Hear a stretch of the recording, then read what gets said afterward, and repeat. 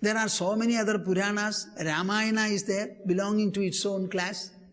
Ramayana and Itihasa are the two epics we have. And we have a number of Puranas. And so many other allied scriptural and spiritual texts also we have. Towards all of them, you should not have a feeling of condemnation or derision or denouncement. I am a follower of Bhagavata, or I am a reader and a pursuer of Sreemad Bhagavatam, you can say. But you cannot hate any other scriptures. So Sreemad Bhagavata author makes it very clear that any kind of a derision towards other scriptures is absolutely wrong. It should be avoided. Anindam anyatra cha bihi mano vak karma dandam cha. Mano vak karma dandam cha. You must have sufficient discipline in order to tame manaha vak karma dandam cha. Your mind. How can you train and tame your mind? It is an important question. Many people will say, my mind is working like a tempest, like a cyclone. Swamiji, I cannot do anything about it. So saying, what are you doing? You are leaving the job. Why don't you take it up? My mind is working like a cyclone. That is all the more reason why I must be able to work on it and tame it, condition it and refine it. So apply yourself to the task. This is called Shraddha. And once you start applying, I would like to say, 50 hours, not at one time, in different times, if you are able to apply your mind on a particular subject, you will find that subject will become yours. So what is the discipline for the mind? Discipline for the mind is mauna. Mauna means what? Silence. Everyone is given to talking. And in the talk, desires will be there, one motivation. Dislike will be there, another irresistible motivation. There will be a lot of anxiety also. Sometimes greed, sometimes intolerance, sometimes unfriendliness. So many things will come out. As they come out, it becomes a training for you. You get used to it. So mauna is a very great control and moderation for the mouth. Dvaida dvaida vivarjite samarase maunam param sammadam. You know, mauna, it is not as you think. It may be externally avoiding speech for a day or for a few hours or on an occasion. Keep quiet. We put up the board silence, don't speak. In the ashram, in the dining hall, when so many people sit and people come there to serve food, if all of them are talking, you will not be able to ask for whatever you want. Others also will not be able to talk to you, say, do you need this item? So we have put up the board silence. The board is there and the board itself is silent. Mostly the people are not silent. Why are they not silent? They are not able to remain silent. After all, your mouth is your mouth. You must be able to close it when it is required. When you go to the temple, why should you shout? Why should you indulge in speech, friendship talk, etc.? The moment you enter the quadrangle of the temple, instantly God's memories, God's thoughts, God's names, God's kirtanas, they should come to your mind. That is why you go to the temple. Otherwise you can remain in your own house, shouting whatever you want. So every time you should understand, mauna is something very, very important. And then if you want to speak, yes, I will give you an opportunity to speak endlessly. What? Read Srimad Bhagavatam or Bhagavad Gita loudly for 1 hour. 1 hour I have given you freedom to speak. What is meant by speech? Using the tongue liberally and listening to your own speech and see that what you speak is correct. The pronunciation is all right. The intonation is all right. The raising and the lowering of the voice is okay. The elongation and the shortening of the voice, the vowels, all these are all right. In the ashram we have a practice. What is that? Every day we read either Vishnu Sahasranama in full or 1 or 2 chapters of Bhagavad Gita as a collective chorus recitation in the Samadhi Mandir here. It may be something like half an hour, and at the end of it there is a simple routinous arati and the whole thing is over. So there you are supposed to recite Swadhyaya. So you can take any scriptural composition like Bhagavad Gita, Sreemad Bhagavatam, Vishnu Sahasranama or anything else, and then read it. That reading should become a practice. Just like you go to gymnasium and take exercises for the body, this is an exercise for your tongue.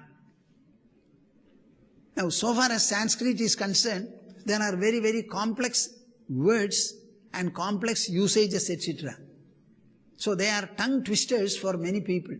Twist your tongue and produce the right letter. So Swadhyaya is an exercise. And minimum you should do it for half an hour, if not 1 hour. So Mauna is for the mind and Swadhyaya is for your tongue. Karmadandam cha. If you want to do something in the way of an activity, take pranayama or take yogic exercises. There are different types of yoga asanas. All these asanas are administering different type of specific poses to the body. And you will be surprised that our body can behave in such a manner. There is something called Padmasana, Ardha Matsyendrasana, Hasta Paschimottasana, Chakrasana, Shalabhasana, Halasana, Sarvangasana, Shirshasana. So many asanas are there. After I got initiated from my Gurudev himself was one who used to stand on his head for several hours a day. Somehow or other, after initiation, the Shirshasana also became natural for me. So I used to stand on my head. Now when you stand on your head, it is called the Shirsha Asana. Of all the asanas, that is the Shirsha. You will find all the urge for activity is exhausted in that asana. There are people who are hyperactive. If they can be put to Sarvangasana and Matsyasana, you will find the hyperactivity will be conditioned. The Sarvangasana and the reverse of it, Matsyasana, it is a great health tonic for the thyroid gland. So we have a number of asanas. In addition to that, what? A still subtler exercise is pranayama. What is pranayama? Usually the air gets in through the nostrils and it also goes away. You are not even aware of the whole process. It takes place in an irregular manner. What is meant by irregularity? The speed with which it enters and the speed with which it goes out, there is no symmetry or equation or harmony between them. It's perfectly in a state of imbalance. Now you try to be aware of your breath and put your own routine and discipline into it. Make it flow in the manner you want. So take X number of counts. For example, suppose you take pranayama like this. So try to count what is the time you take for bringing in the air, taking in the air, and what is the time you take for leaving it. For leaving, the time taken should be more, and for breathing, it should be less. Normally, it is the reverse. So this breath gives us ample opportunity to administer some disciplined courses there, and several types of pranayama are there. See, there is a pranayama, it's almost like the lion producing. So this time, today I wanted to do it, I somehow forgot. Breathe in air.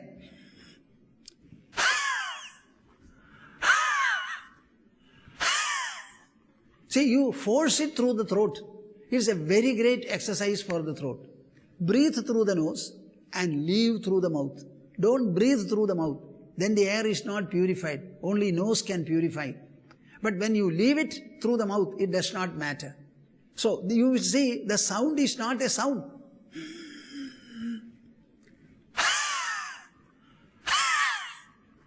This is a very great exercise for the throat. There are so many exercises. See, generally, our cheeks, they become unconditioned as we grow old. Perhaps I have a little trouble. So this is one exercise.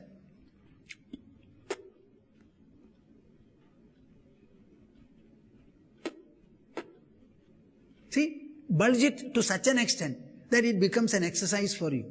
So there are so many exercises which you can take using only your body without any external aid whatsoever. All the asanas are like this.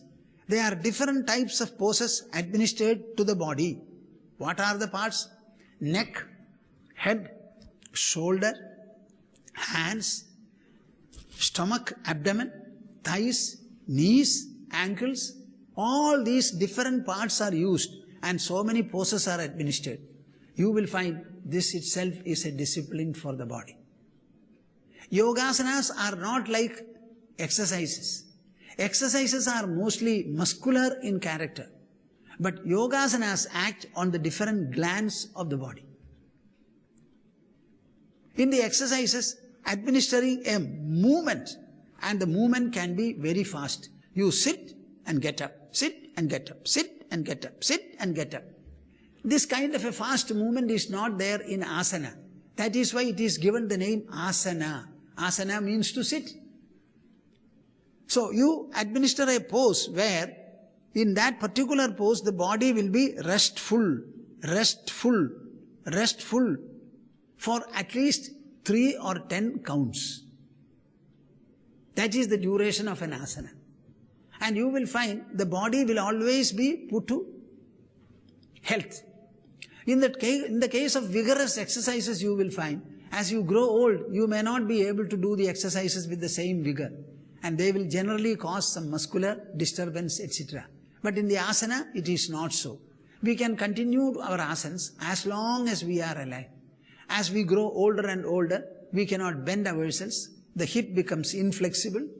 All these has to be treated. So these are the exercises. Manova karma dandam cha satyam shamadama vabi satya. Satya, truthfulness. This is a discipline to be administered to your character, behavior and interaction. I am asking every one of my viewers, tell me whether you are truthful or not. Truthful. Nobody is going to check you or verify you. You have to examine and then say, am I a truthful person? Do I always say what is in my mind? Is there any corruption in my speaking and letting people know whatever I want or I am? That truthfulness is very, very important. The entire world survives on truthfulness. Truthfulness has no substitute at all. There are people who say truthfulness was, but not now. Now untruthfulness rules the world. It can never be. No civilization can survive with untruthfulness. Let us see what happens. Now we are examining and verifying what? Transactions which took place in the central government many, many years back. And why is it coming forth? Because there are papers connected with everything. Files are there. The Supreme Court calls for the files. Let us have. And they found the appointment of the Chief Vigilance Officer was actually non-existent. It was never an appointment.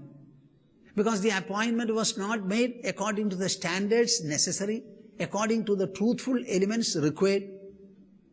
So it became a non-existent factor. Just see, only because of truthfulness. So truthfulness is a value, is a norm, is a discipline. As much necessary for individual welfare and solidarity, as for the family welfare and solidarity, and the societal and national welfare and solidarity. The entire cohesion of the human society, as an individual, as a family, as a society, as a nation, as a global community, completely depends upon truthfulness. When I ask you a question, what is your name? Tell me how many answers can you have? What is your age? Have you had your food? Are you married? How many children do you have? You know, we carry currency notes wherever we go. You go to a railway station, stand on this side of the counter, there is a small hole and a netted obstruction.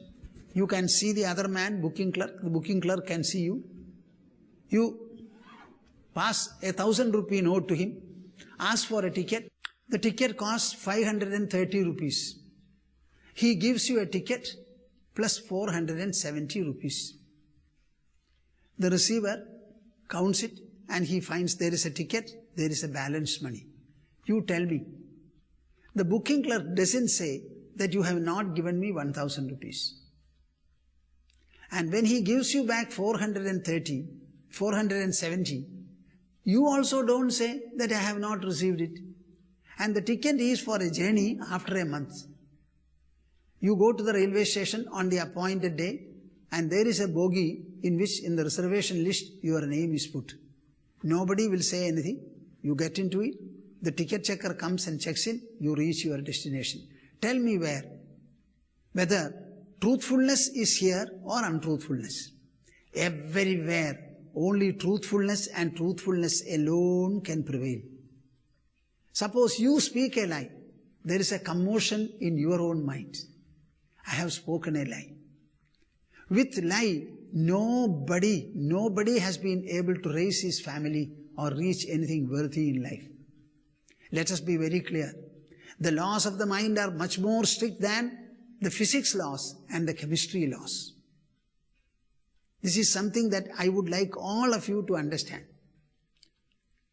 See, I was told by a bank manager that he has got a chest where 5 to 10 crores of rupees are kept, and he carries a key of the chest. Another key is held by another assistant. He was telling me, Swamiji, I am carrying the key of a chest which contains more than 5 crores of rupees, but I don't have money to go home in a taxi. This is what a bank manager told me. Don't think that truthfulness has any alternative in this life. Either you are true and make your life a contribution, a success, a harmless and a noble success, or you perish. That's all. Satyam, shamadamavabi. We have a statement which says, Satya nasti paro dharma. There is no dharma or a discipline superior to Satya, truthfulness. When years back we formed the Foundation for Restoration of National Values, our Dr. Sridharan, the president of the organization, said, I want to have a Sanskrit motto. We must have a value, a motto. Then I said, Satya nasti paro dharma. There is no dharma. What is meant by dharma? The force or the power that sustains your life, human life, in any circumstances whatsoever. In favorable times, unfavorable times, on gainful occasions, lossful occasions, any time and every time, your life should be sustained. That is called the power of sustenance, dharma. Our dharma is not necessarily religious. It may or may not be. But it is always spiritual, philosophical, logical, rational and systematic. All our dharmas are bearing upon the human mind, the human intelligence. When a dharmic value is explained properly, the mind will come up with what? An emotional persuasion. It will evoke emotional persuasion from the mind. Equally so, from the intelligence, it will evoke a rational compulsion. Any value or dharma, when properly and rightly explained, it is bound to evoke these twin responses, an emotional persuasion and an intellectual compulsion. Our dharma need not necessarily be related to God. In fact, Foundation for Restoration of National Values, FRNV, insists upon one important fundamental. What is that? All the national values that we propose or want to be hidden should not relate to either God or religion. They must be standing on themselves because they are concepts, disciplines, watchwords, sublimations, compulsions, embellishments of the human mind and intelligence, nothing else. When the mind of a man is disciplined and refined, the intelligence also is equally so. I think there is nothing at all wrong. The whole society will flourish. So we want a disciplined human personality, a strengthened inner personality, a refined and embellished inner personality. This is what we want. Satyam, Shama Dhamma Avapi. Shama and Dhamma. Shama refers to mental disciplines like avoiding greed, avoiding ambition unnecessarily, harmful ambition, and possessiveness.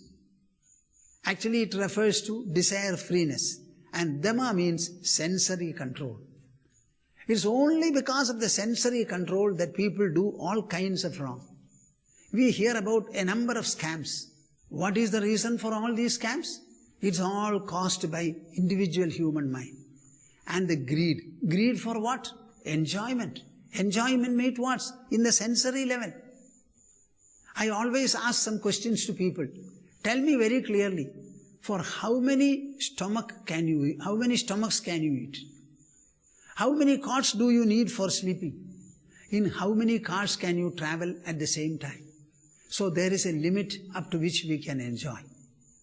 We must have a reasonably good meal, similarly a good piece of dress to wear, maybe a comfortable house with some conveniences if you want. But do we need crores and crores of rupees for all this? And that too money belonging to the nation, coming from the poor people who pay tax for every article they are using. Some tax element is there. So taking all this money from the poor people, they are more in number in India, and we are trying to use it like this. What is the reason? It's all lack of sense control, lack of mind control, nothing else, nothing else. All these malpractices come far later. The real malpractice is our senses are not under our check and balance. Our mind is not under our control. Actually, a human life is one where the whole personality remains integrated. Our sensory level should be integrated with the oral level. Both should be integrated with the mind level. And all the three should be integrated with the intelligence. And the intelligence also should be integrated with the immortal, imperishable, blissful self. Then the person is called the Yukta Atma. A person integrated in himself, an integrated personality. So these are the values we have. Shraddham Bhagavate Shastre Anindam Anyatra Chabihi Manova Karmadandam Cha Satyam Cha Shamadamavavi. One sentence comes to my mind. In my Purvashrama in Calcutta, I used to read, before coming here, at a particular time, Mandukya Upanishad. The Mandukya Upanishad has got a beautiful Karika written by Gaudapada. Gaudapada is the great guru of Shankaracharya. Shankaracharya's guru was Govindapada. Govindapada's guru was Gaudapada. And both of them were contemporaries even. So he had written a Karika. In the Karika he puts, what is the spiritual philosophical sadhana? In brief, he says, Panditya, Balya, Mauna, Akhyani Sadhanani. Bas. Only 3 items he says. Panditya, sufficiently having read scholarship. You can say, I don't like to use the word.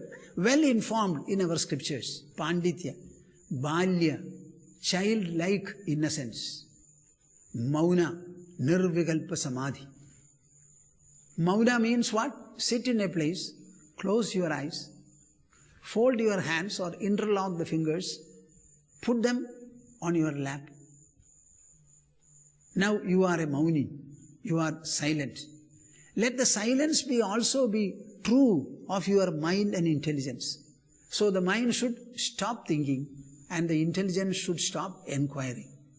When thus there is silence in the oral level, in the bodily level, and also in the inner levels, namely in the mind and the intelligence, that becomes Nirvikalpa Samadhi. This is what is required for our sadhana.